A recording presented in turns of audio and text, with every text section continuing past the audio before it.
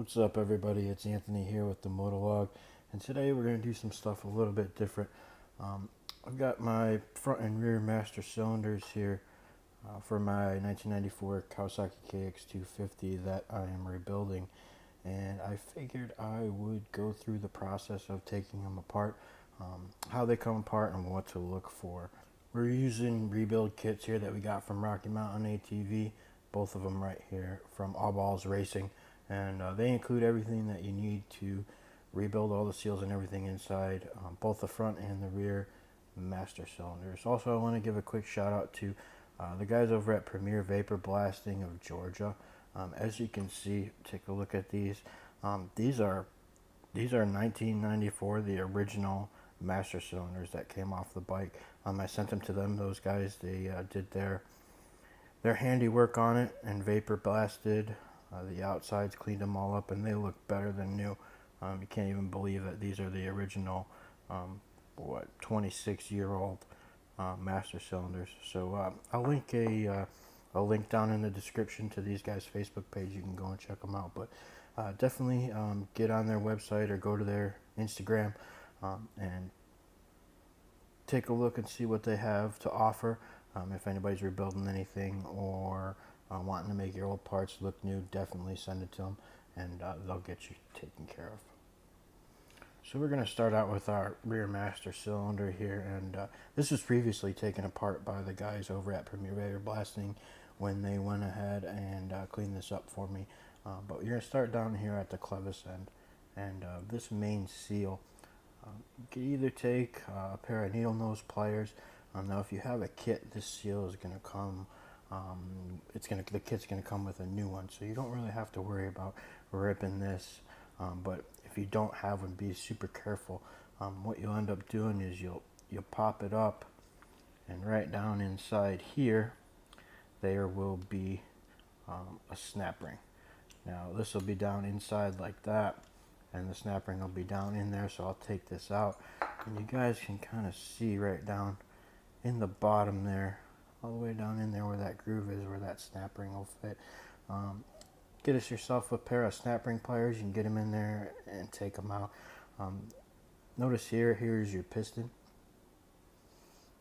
Alright, so we finally got it. It'll slide out, and notice how the spring's coming out.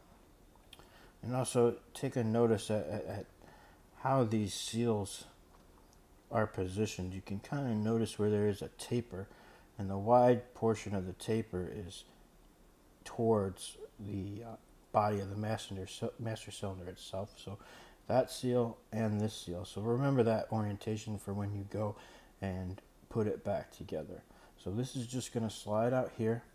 This is all that's inside here. There's nothing else. Completely hollow body. Now, when you guys are doing this with your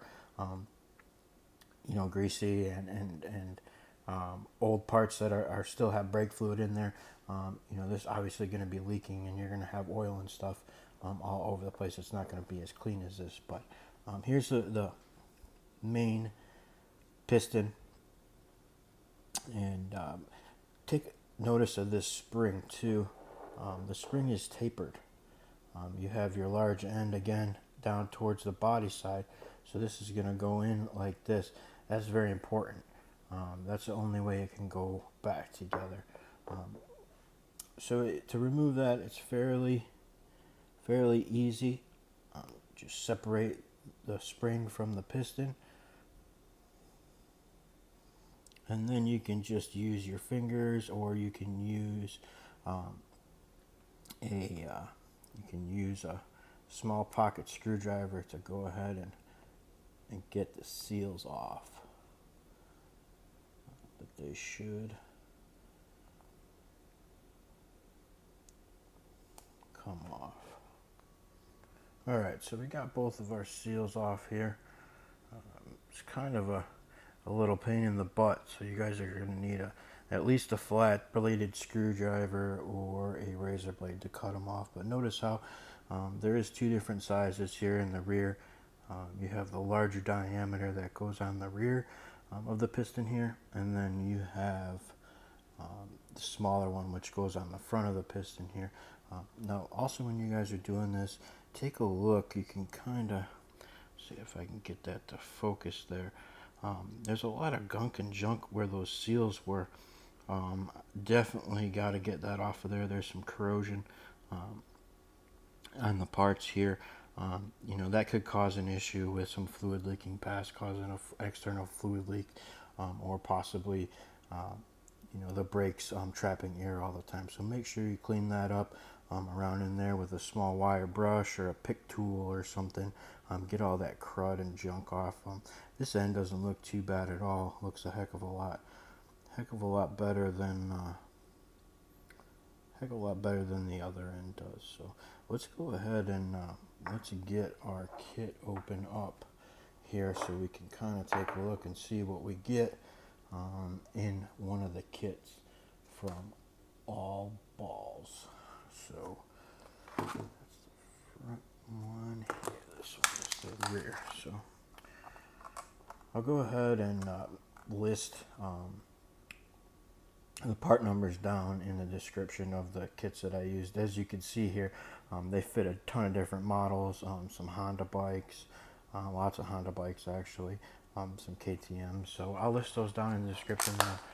You know, so even though your bike isn't listed here, it's probably going to be similar. These are Nissan master cylinders. So we'll take this stuff out. Let's see, first thing we notice here is we get a new spring, which is great. So we'll set that aside. We got 2 new screws for the master cylinder cap, which is awesome because actually the old ones that I have are haggard and needs new. So that's good. We've got a couple different snap rings. Like I said, these kits work for various different bikes, so you might not use all these snap rings. I know this is the inner snap ring on the bottom, and we also have a snap ring here where the brake fluid hose comes down in, that snap ring there. So you get a new snap ring for that, and speaking of that, we also get a brand new O-ring for that too, so that's going to go there and replace that O-ring. We get some new crush seals for the brake line, some copper crush seals, which is awesome.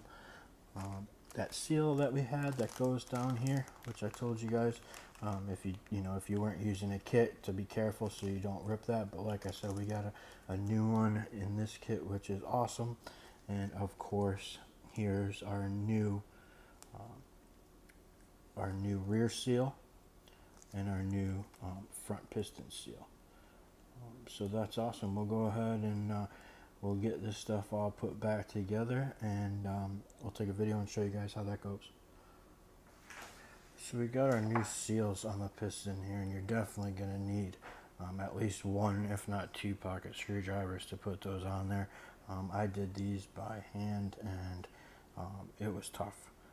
But go ahead and you can take a look at the piston now with the seals on it and see just how much more tapered these new seals are than the old ones. Obviously these are going to seal a heck of a lot more better than the worn out ones did before. Again, make sure that they're in the same orientation, the larger flared end, towards this way. And then we can put our new spring on there. And again, the large end will go towards the body of the master cylinder. So here we are, we got our new seals on, our new spring. Our piston looks good, we reused that just perfectly fine. Now would be an awesome time to inspect the body of the master cylinder as well, down in the bore here, to make sure that you don't have any scoring or pitting, which will cause the new seals to rip, or it'll cause brake fluid to pass by the seals and leak. Ours looks really good here, surprising for how old it is, but we're going to go ahead and reuse it. So the piston with the new seals will go in there just like that. I kind of like to spin it to make sure I don't pinch anything. while pressing in, and it'll slide right in.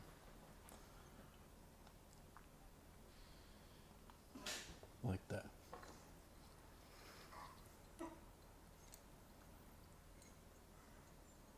Now remember, we're going to be replacing this new seal here too. You'll have to take the clevis out, but this will reinstall there, push it down, and of course our snap ring will go right into the bottom there.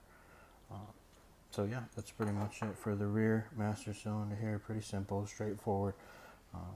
Again, we'll replace that seal later on. I just don't have a pair of snap ring pliers to do it right now. So we'll go ahead and move on to the front.